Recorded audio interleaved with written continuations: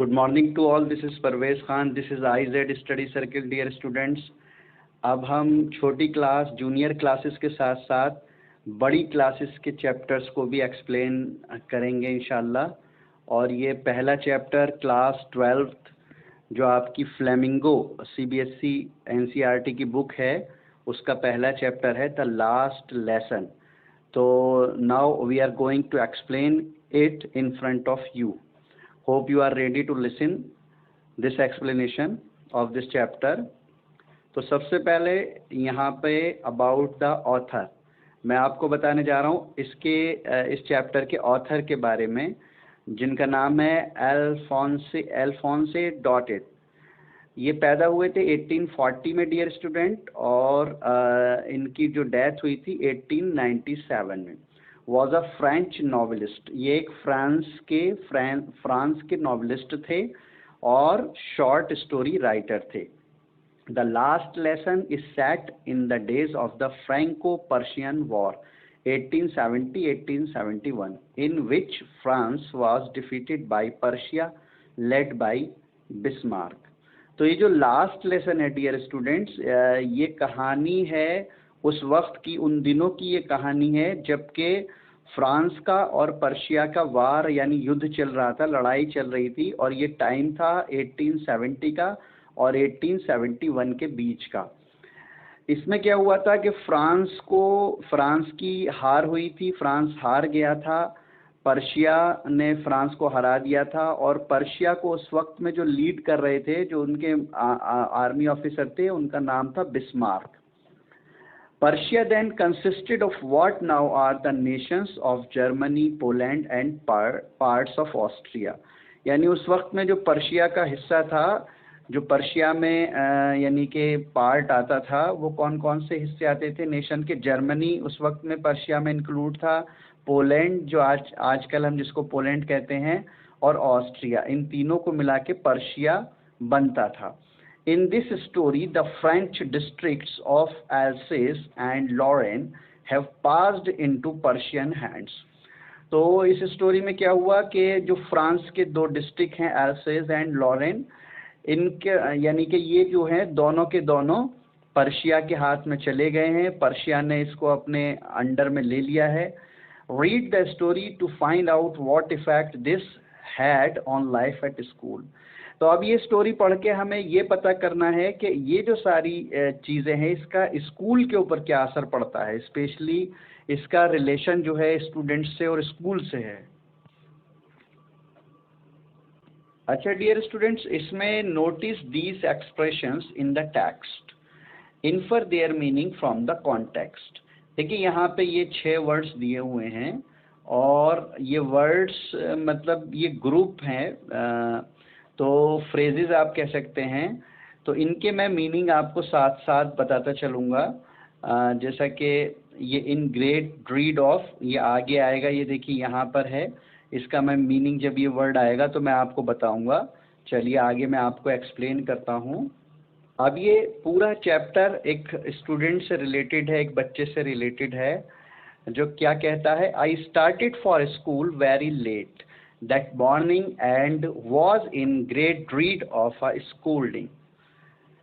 अब क्या कह रहा है ये, मैं स्कूल के लिए जो निकला वो काफ़ी देरी से निकला, और काफ़ी in great dread of a schooling, और मुझे डांट का बहुत ज़्यादा डर था। इन ग्रेट ड्रीड का मतलब बहुत ज़्यादा डर था, किस चीज़ का? स्कूलिंग का, डांट का। स्पेशली बिकॉज यानी कि क्यों, इसका रीज़न क्या था इसके पीछे? एम हैमल जो उसके टीचर थे had said that he would question us on participles. इसके पीछे रीज़न ये था कि उनके जो टीचर थे एम हैमल, उन्होंने ये कहा था कि वो उनसे पार्टिसिपल्स जो कि ग्रामर का एक टॉपिक है उसके ऊपर क्वेश्चंस पूछेंगे। And I did not know the first word about them. और ये बच्चा क्या कह रहा है कि मुझे तो बिल्कुल एक वर्ड भी नहीं आता था पार्टिसिपल के बारे में, मैं कुछ नहीं जानता था। I was unknown about the participle. For a moment, थोड़ी देर के लिए, I thought of running away and spending the day out of doors. यानी एक लम्हे के लिए, एक पल के लिए तो मैंने ये सोचा कि मैं भाग जाऊं और अपना जो ये दिन है इसको कहीं और बिताऊं और कहीं गुजारूं, यानी कि इसने बंक मारने की सोचा। जैसे बच्चों की आदत होती है, कभी कभी बच्चे बंक मार देते हैं। अब ये आगे क्या बता रहा है, it was so warm so bright. ये दिन को एक्सप्लेन कर रहा है बच्चा, कैसा था, गर्म दिन था, बड़ा सुनहरी दिन था, बहुत अच्छा दिन था। The birds were chirping at the edge of the woods. और जो चिड़िया थी वो जो ब्रांचेस होती हैं उनके किनारे पे बैठी हुई चहचहा रही थी। And in the open field back of the सॉमिल। सॉमिल जहाँ पे लकड़ियाँ, डियर स्टूडेंट्स, लकड़ियाँ यानी आरा मशीन टाइप की जो होती है, जहाँ पे पेड़ों को काट के लाया जाता है और उनके तख्ते वगैरह बनाए जाते हैं, दैट इज़ कॉल्ड सॉमिल। तो कह रहे हैं कि ये जो फील्ड के बैक जो था, सॉमिल जो था उसके बैक साइड में फील्ड था। The Persian soldiers were drilling. वहाँ पर पर्शिया के सोल्जर्स थे जो कि अपनी ड्रिल कर रहे थे, प्रैक्टिस कर रहे थे। It was all much more tempting than the rule of for participles. ये सारी चीज़ें यानी कि दिन की गर्माहट, दिन का बहुत ब्राइट होना और चिड़ियों का चहचहाना ब्रांचेस के ऊपर, और जो है सॉ मिल के पीछे सोल्जर्स की प्रैक्टिस, ये सारी चीज़ें जो थी वो पार्टिसिपल्स के रूल से बहुत ज़्यादा अट्रैक्टिव और टेम्पटिंग लग रही थी उस स्टूडेंट को। But I had the strength to resist and hurried off to school. लेकिन इन सारी चीज़ें, ये जो फीलिंग यानी स्कूल से रोकने वाली फीलिंग जो मेरे दिल के अंदर आ रही थी, इसको रेसिस्ट करने की, इसके अपोज जाने की मेरे अंदर ताकत थी। And hurried off to school, और यानी कि मैं चला गया स्कूल की तरफ। When I passed the town hall. Town hall जहाँ गवर्नमेंट ऑफिशियल्स पहले बैठा करते थे, that is called town hall. तो जब इसने टाउन हॉल को पास किया, वहाँ से ये गुजरा, there was a crowd in front of the bulletin board. तो वहाँ पे क्या था डियर स्टूडेंट्स, वहाँ पे एक भीड़ लगी हुई थी, क्योंकि वहाँ बुलेटिन बोर्ड था, समाचारों का एक बोर्ड था, तो वहाँ पे भीड़ लगी हुई थी, कोई न्यूज़ आई थी। For the last 2 years all our bad news had come from there. और पिछले 2 साल से क्योंकि हमारे लिए बुरी खबरें ही आ रही थी वहाँ से, द लॉस्ट बैटल्स, खबर इस तरह की खबरें आ रही थी कि हम लड़ाई हार गए हैं। The draft the orders of the commanding officer, और जो ड्राफ्ट आते थे वहाँ से और कमांडिंग ऑफिसर्स के जो ऑर्डर्स आ रहे थे वहाँ से। And I thought to myself, मैंने खुद सोचा अपने आप, विदाउट स्टॉपिंग, बिना रुके हुए, what can be the matter now. अब क्या मामला हो सकता है, अब क्या मैटर हो सकता है। यानी कि ये वाली खबर तो आ गई, जो सोल्जर्स ने हमें हरा दिया है, वहाँ के सोल्जर्स ने, अब क्या बात हो सकती है। तो ये सोचने लगा। डियर स्टूडेंट्स, आगे ये बच्चा जो है ये क्या कह रहा है, then as I hurried by as fast as I could go, the blacksmith Wachter who was there with his apprentice reading the bulletin called after me, don't go so fast Bub, you will get to your school in plenty of time। तो क्या हुआ तब, यानी कि ये वहाँ से notice bulletin board से, एज आई हरीड, वो तेज़ी से भागा वहाँ से, जितनी तेज़ वो भाग सकता था, तेज़ी से स्कूल की तरफ भागा। तो वहाँ पर कौन था, ब्लैक स्मिथ, जिसका नाम वॉचर था, वो वहाँ मौजूद था। हु वाज देयर, वो वहाँ पे मौजूद था, वहीं आसपास बुलेटिन बोर्ड के। विद हिज अप्रेंटाइज, अपने यानी कि उसको कहते हैं असिस्टेंट के साथ, अप्रेंटाइज चेले के साथ, अपने शागिर्द के साथ वहाँ मौजूद था। और वो भी उस बुलेटिन बोर्ड को पढ़ रहा था, समाचारों को पढ़ रहा था। कॉल्ड आफ्टर मी, उसने मुझे पीछे से आवाज़ दी, डोंट गो सो फास्ट। जब उसने मुझे भागते हुए देखा तो उसने कहा स्कूल की तरफ, तो उसने कहा कि इतनी तेज़ी भागने की जल्दी नहीं है, इतना तेज़ी में मत जाओ। बब यानी बच्चे, you will get to your school, तुम्हारे पास बहुत टाइम है अपने स्कूल पहुंचने के लिए। I thought he was making fun of me, मैंने सोचा कि ये मेरा मजाक उड़ा रहा है क्योंकि मैं देर से जा रहा हूँ। And reached M Hamel's little garden all out of breath, और मैं दौड़ता हुआ एम हेमल के छोटे से गार्डन में भागता हुआ पहुँच गया। आउट ऑफ ब्रीथ, मेरी सांस फूलने लगी थी भागते हुए। Usually when school began there was a great bustle. अब बच्चा क्या कह रहा है, अक्सर जब हम स्कूल जाया करते थे तो क्या होता था, वहाँ पे एक बहुत ज़बरदस्त शोर होता था स्कूल में। जैसे आपने स्टूडेंट्स देखा होगा स्कूल में कितना शोर होता है, क्लास को कंट्रोल करना मुश्किल होता है। Which could be heard out in the street. इतना शोर होता था कि उनकी आवाज़ को बाहर से, सड़क से सुना जा सकता था, बच्चों की आवाज़ को। The opening and closing of desks, यानी कि डेस्क के खुलने की और बंद करने की आवाज़ें। लेसन्स रिपीटेड इन यूनिसन, और जो चैप्टर होता था उसको रिपीट करने की आवाज़, एक साथ जो आवाज़ आती है। देखिए अब ये दूसरा वाला वर्ड आ गया यूनिसन। मैंने आपको जैसे शुरू में बताया था, इन वर्ड्स को मैं आगे एक्सप्लेन करूँगा। तो यूनिसन का मतलब है जैसे एक साथ कहते हैं ना हम लोग, बच्चे खड़े हो जाते हैं जब टीचर क्लास में आता है, गुड मॉर्निंग, सारे एक साथ कहते हैं, that is called in unison voice. ठीक है, वेरी लाउड, बहुत तेज आवाज़ बाहर से सुनी जा सकती थी। With our hands over our ears to understand better. तो क्या होता था कि हम अपने हाथों से अपने हाथ अपने कानों पर रखते थे अच्छी तरह कोई बात समझने के लिए। And the teacher's great ruler rapping on the table. और इस दौरान क्या होता रहता था स्कूल में कि जो टीचर का रूल होता था, रूलर होता था, डंडा होता था, वो टेबल पे बजता रहता था। आपने देखा होगा अक्सर जैसे प्राइमरी स्कूल्स में पढ़ाते हैं, वो बच्चे ऊधम मचाते रहते हैं, शोर मचाते रहते हैं, और फिर उसको शांत करने के लिए, उसको यानी बच्चों को चुप करने के लिए टीचर्स अपनी डेस्क पे ज़ोर ज़ोर से रूल बजाते हैं। उसी के बारे में ये बता रहे हैं। अब आगे क्या कह रहे हैं, but now it was all so still. लेकिन आज तो, ये कह रहे हैं कि लेकिन आज तो सब चीज़ें खामोश थी, कोई आवाज़ नहीं आ रही थी। I had counted on the commotion to get to my desk without being seen. अब ये क्या कह रहे हैं, आई हैड काउंटेड ऑन का यहाँ पे मतलब है डियर स्टूडेंट्स, भरोसा करके, भरोसा करना या भरोसा करके। तो मैंने जो था ये भरोसा किया था on the commotion to get to my desk without being scene.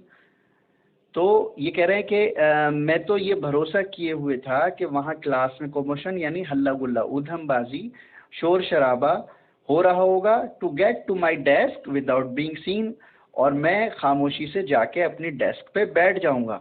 But of course that day everything had to be as quiet as Sunday morning।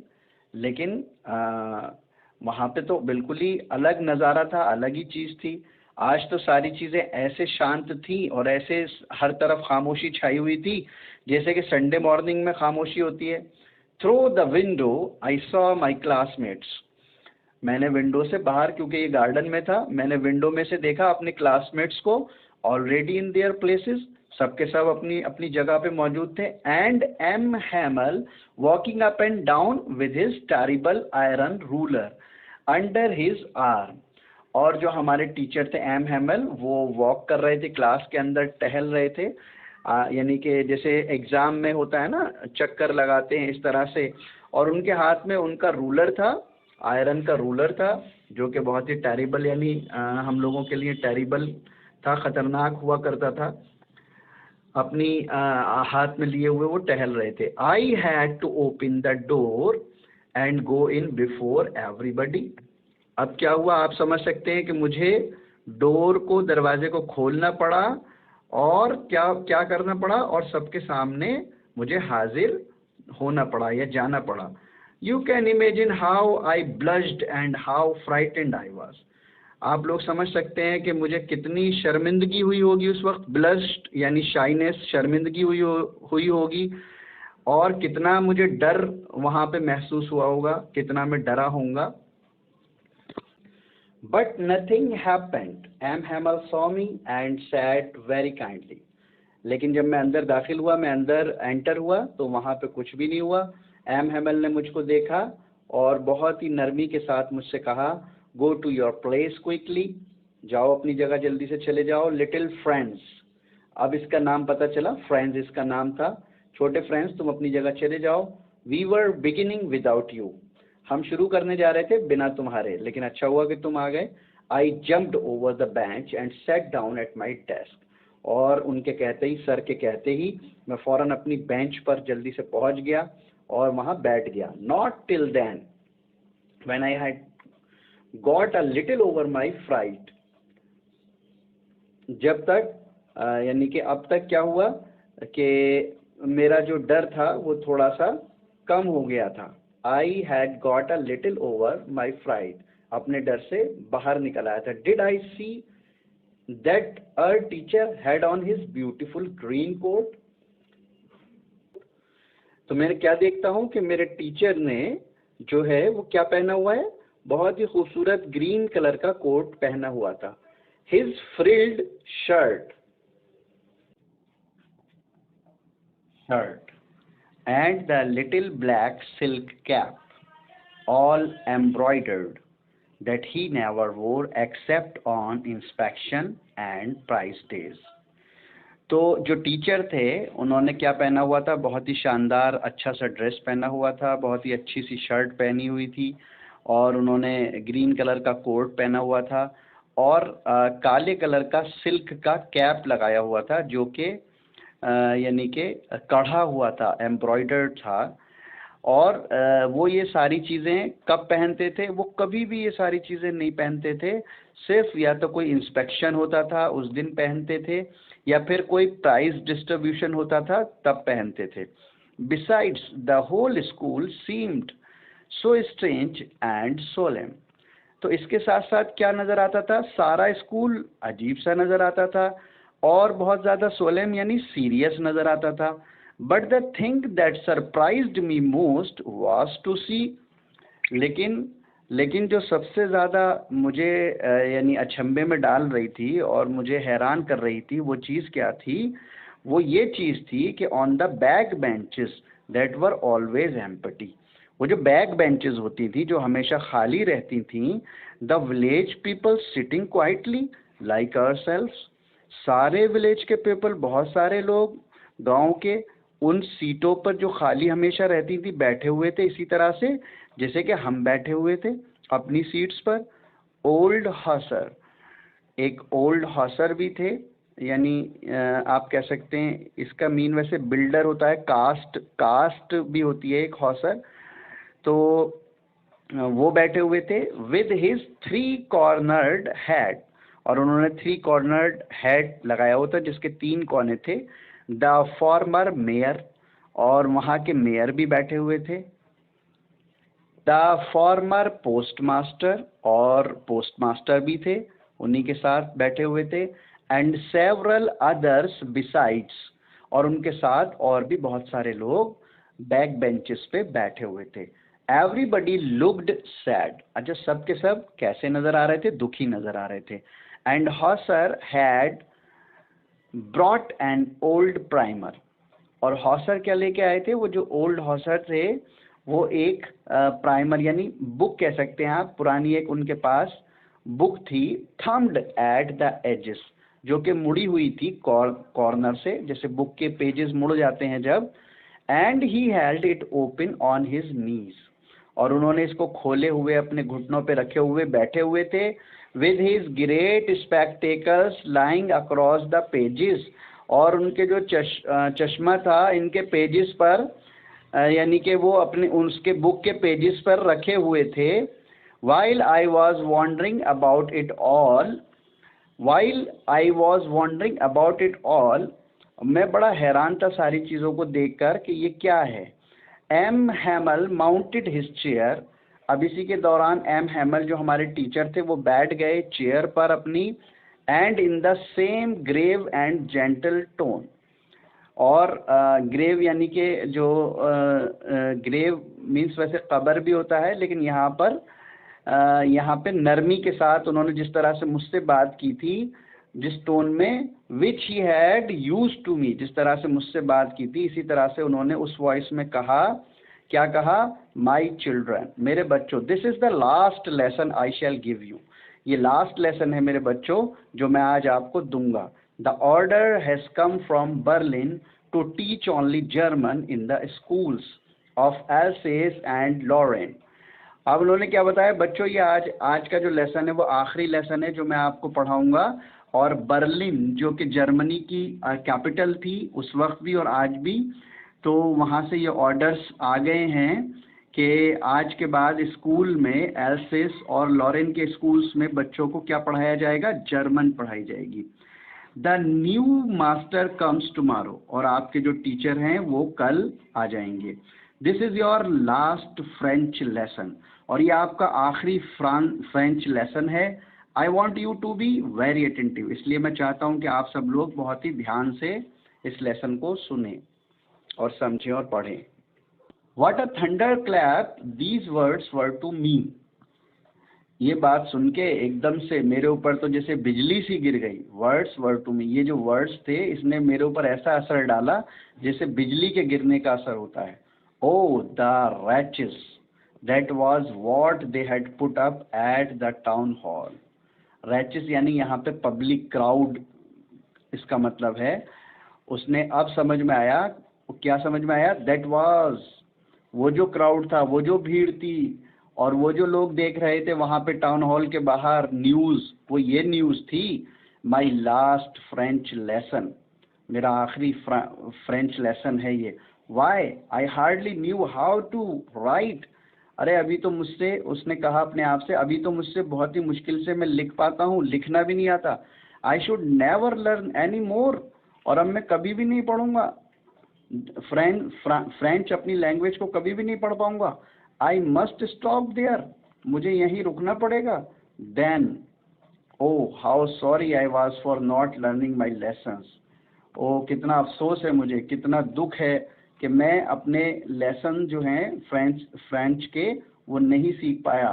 For seeking birds eggs और गोइंग स्लाइडिंग ऑन द सार, यानी कि किस वजह से कि मैं birds को देखता रहता था, उनके अंडों को देखता रहता था, और मैं एक नदी है वहाँ पे उसके आसपास में स्लाइड करता रहता था।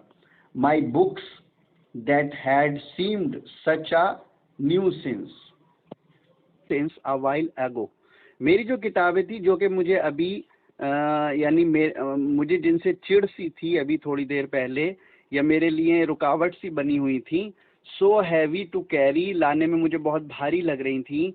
माई ग्रामर, मेरी grammar, and my history of the saints, और मेरी जो हिस्ट्री की बुक थी जिसमें सेंट्स, संतों के वाक्य लिखे हुए थे, वर ओल्ड फ्रेंड्स नाउ, और जो मेरे दोस्त थे पुराने, that I couldn't give up, जिनको मैं छोड़ नहीं सकता था, एंड एम हेमल टू, और मिस्टर हेमल भी, the idea that he was going away, अब क्या बात आ रही थी कि इन लोगों को सबको छोड़ना है और ये लोग सब जा रहे हैं। That I should never see him again, और अब मैं इन सबको कभी नहीं देख पाऊंगा। Made me forget all about his ruler and how cranky he was.